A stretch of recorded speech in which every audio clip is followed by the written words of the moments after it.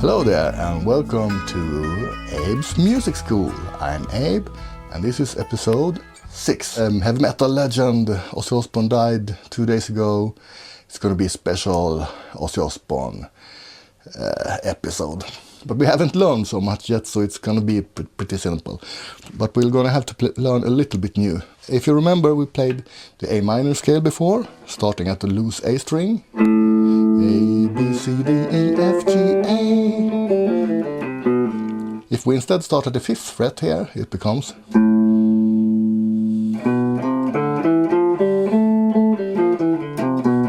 Look how nice that was. My index finger didn't even move from the 5th fret. So it's the same pattern all the way up to the whole octave.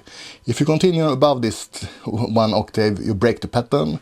And this is all white notes on the piano.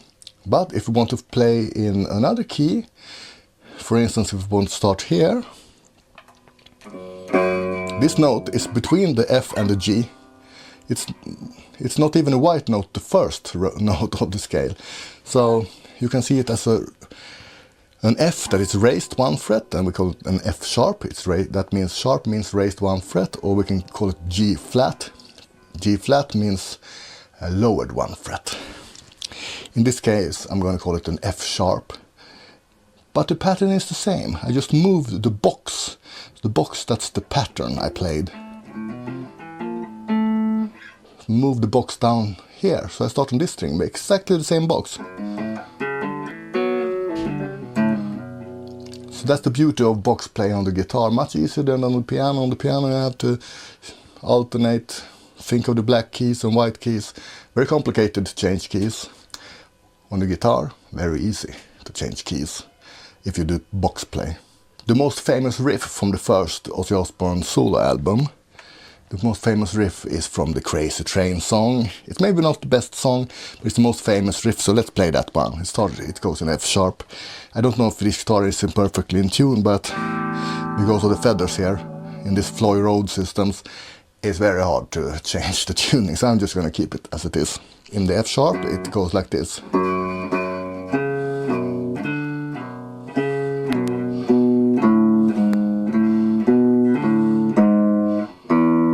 Oh, notice this E here is 1 tone below the root note.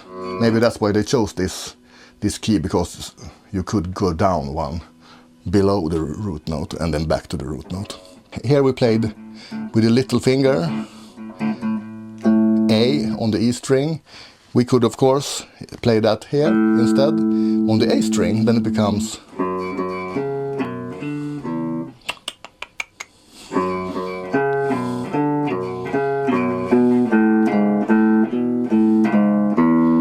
Much easier. Keep playing this and insert the other notes from the box.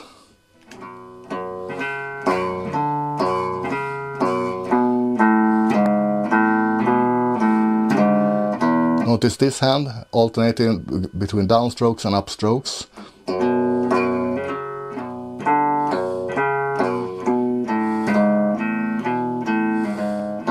And play a little faster. If you can't play this fast, just practice until you can.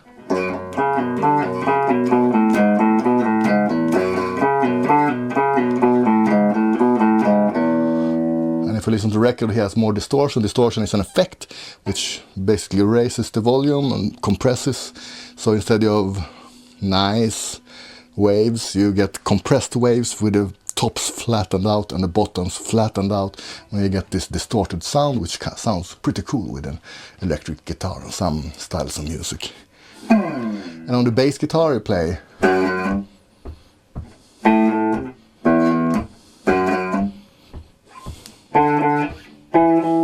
So it's alternating between the root note, F sharp, A and E, which is, what can that beat with? For the 3rd and the 7th. And that goes nicely together with the melody.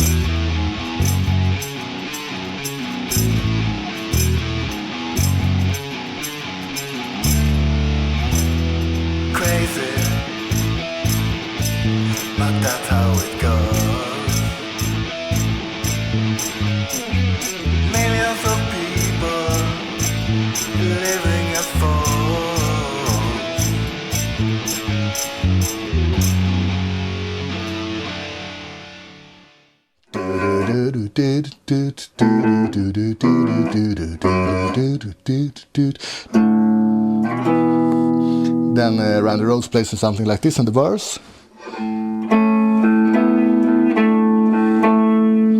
What is this? This is an A. This is an octave on an A. And what's this? I explained that in the last 2 episodes. It's the major third. So it's an A major. And then this. Those 2 are fifths. Played together. That's an E. And then this, same thing, 2 frets down, below an E, it's a D. A, E, D, A.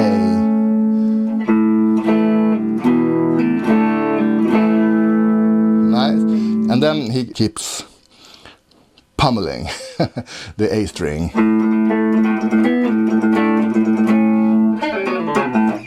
What happened there? Well, remember last time I told you about the hammer on? Hammer on, hammer on. If you do the reverse, you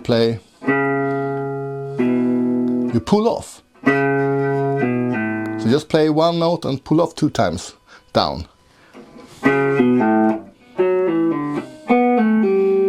And this note is actually not a part of the scale, but this is part of the scale, so you could do.